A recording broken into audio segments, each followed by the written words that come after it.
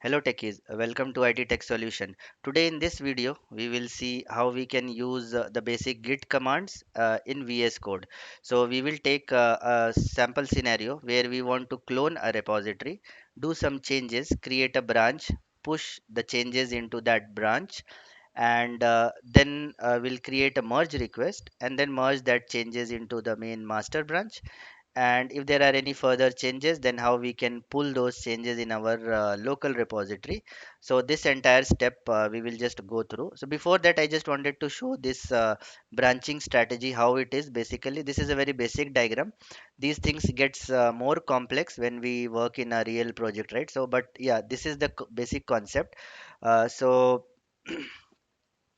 here, if you see, this is the master branch, right? So any production code or the baseline code will be present in the master branch.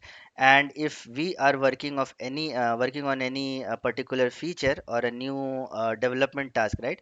What we have to do, we have to branch out. We have to create a new branch from the master branch, because we can't directly, or we should not directly change anything into master branch and deploy, right? Master branch is meant only for production code, which is running successfully in production. So we should not change anything in that and deploy it. Rather, what as a developer, what we have to do is we have to create a branch from that. Into our branch, we will do all those changes. We will test it out. Once everything is fine, then we need to merge it back to master branch, so that the master branch will have now the additional feature into it, and then it will be deployed to production. So this process keeps on repeating. Similarly is for bug fix. If there is any bug fix you have to do, we just create a branch, do our changes. Once tested, merge it back to the master. So this is the basic flow.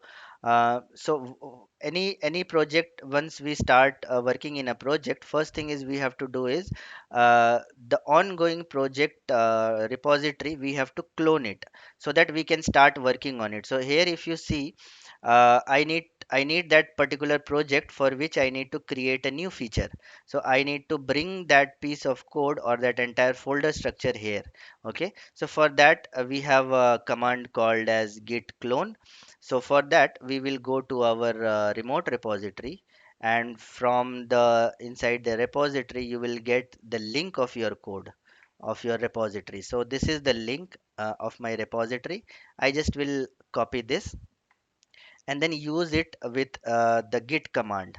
Okay, so git clone command is the one that we will be using first to clone the repository. Once this is cloned, we will be using the different features already present in our in VS Code. So we will just paste it. We will do a git clone here. Okay, now if you see it, it started to clone, but let me just go a step back. Okay, clear this. Git clone, it is cloning, and then it cloned. If you see, this IT tech solution folder is now present here. Now my code is my repository is cloned. So now whatever I have in my local repository, same copy I have in my remote repository as well. So now I am good to start working on this. So I'll just copy this path to enter into that project. And at the backend also, if you see the same folder, you will see it got created a folder. It created a folder here with dot git folder into it. This is the backend of our project, right? So now since this is already copied here, uh, the next thing we have to do, as I told before, we need to create a branch. We can't do any changes directly into the master branch. I cannot simply go here and then start doing changes. I am already into master branch. So in this VS code, you will see that whichever branch you are currently into, it will be mentioned here. Okay, so right now I'm into master branch, so I can't do any changes, or I should not do any changes in my master branch. So for that, we will have to create a feature branch. Okay, so what I will do, I will go to my tab, source control tab in VS code. From here, these three little dots you see, click on that. You will see option as branch. Then we will create a branch. We'll go to this branch and we'll just give a name, feature one. So this name will depend on the naming convention that your project will follow. but for this demo we'll just give as feature 1 branch. Now we'll just hit enter. As soon as we hit enter, it will say that publish this branch, and I am already checked out to feature 1 branch. So I am safe now. I can do some changes. Whatever commits that I will do, I will be committing it into feature 1, not into master branch. So before doing any changes, make sure that you are into the feature 1 or your feature branch. Right now we'll not publish because we haven't done any changes. Let's do some changes. I will say my changes feature 1. Okay, so I have incorporated my changes, and the changes are done. As soon as I save it, you will see that I need to, it comes here, it reflects the changes. You just verify what changes you are done, you have done. And now I am good with my changes. I want to commit this and push it to my remote branch, a remote repository. So for that, I'll just add it to the stage. I am still into my feature 1 branch, so I am safe. I'll, whatever changes I am doing into my copy, not actual master. I will say here any commit message feature 1 commit. Now feature 1 commit, I'll just do a commit. So before committing, as my into my in my last video also I said, git makes it mandate we need to update username and user email id in my git profile. So let's update the git config with my username and email id.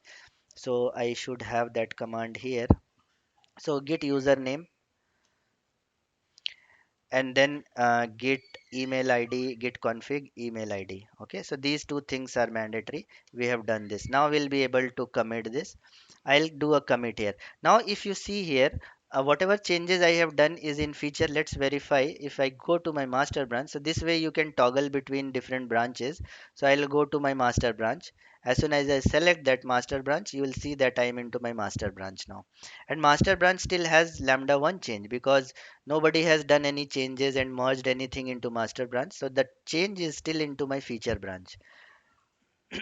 Okay, now what we will do is we will publish. If you see the remote repository, we don't have any branch here right now named feature 1. There might be other branches for some other developers, but our branch is not there. We'll just publish it.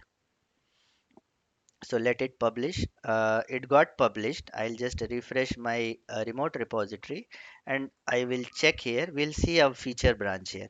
Now in master, if you see lambda 1, it is still lambda 1. There is no changes here. I haven't changed anything. I posted it, but I posted it into feature 1. Now let's check the feature 1 branch. Then you will see feature 1 commit. Okay, and then this is my feature 1 that I have incorporated.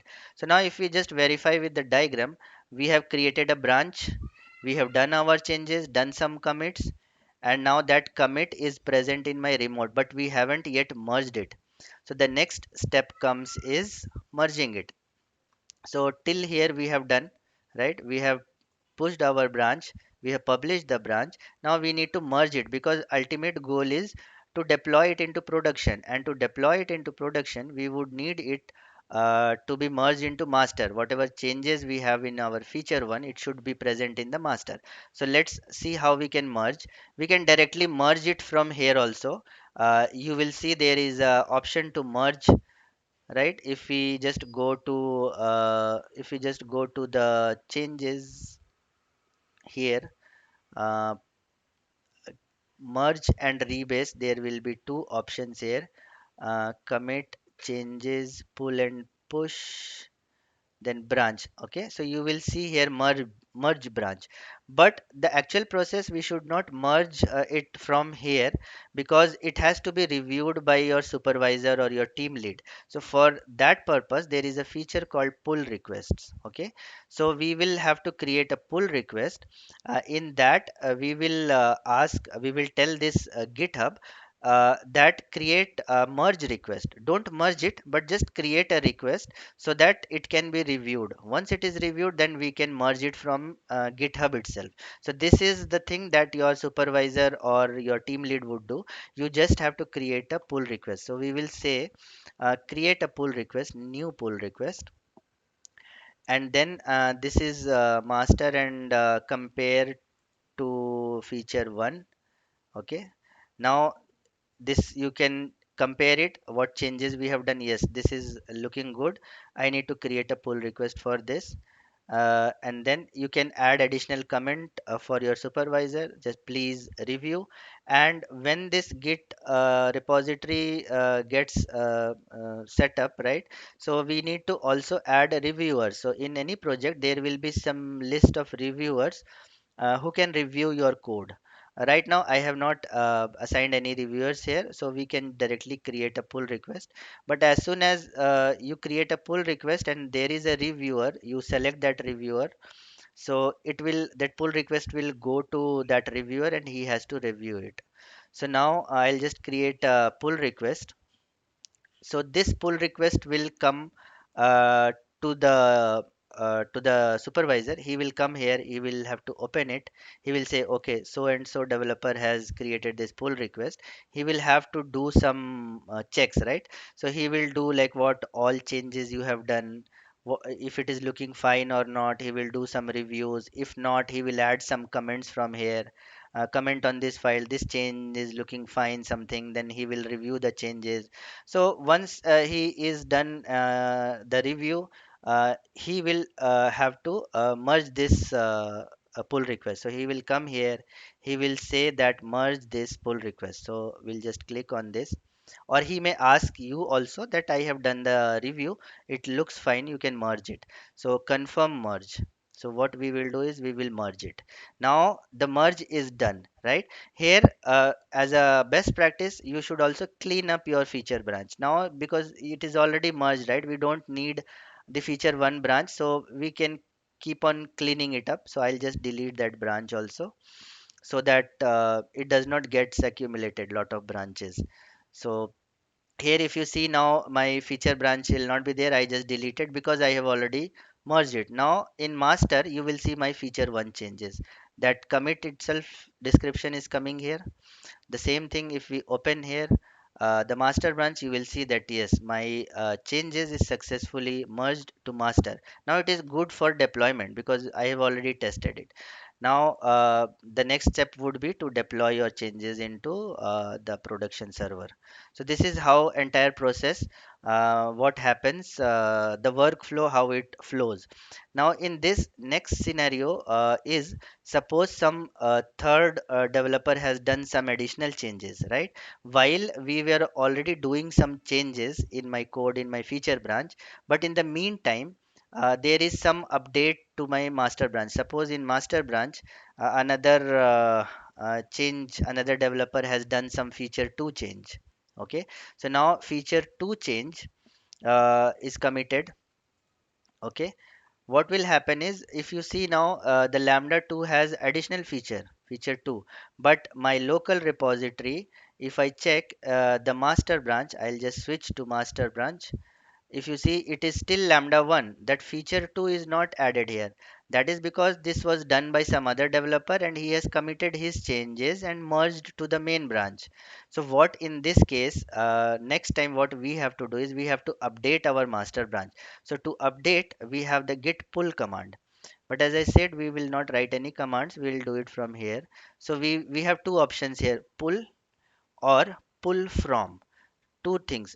Pull means anyways it will pull everything from master, from remote repository to my local repository. If I want to be very specific, I will say pull from, and pull from I will say that master. Okay, it will start pulling the changes. Now if you see, it is pulled, and the changes which was done by some other developer is now updated here.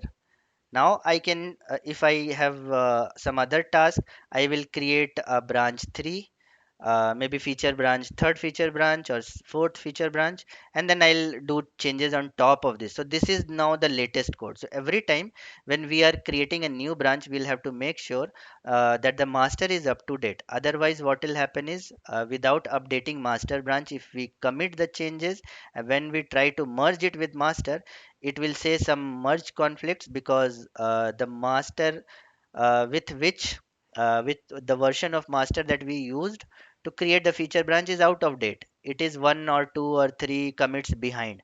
So we have to update it.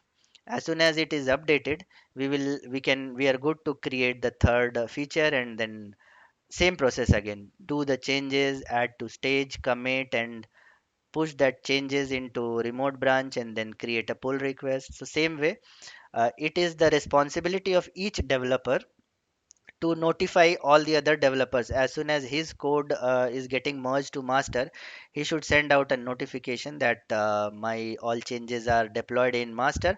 All of you please update your master branch and then continue to work on it. So this way, this is the entire process of creating the pull request, and then doing your changes, creating branch. Another thing I just maybe want to just show you is I just can give you a walkthrough of all the options. So here, if you see, we have a commit option. We can do a commit from this button or from here as well.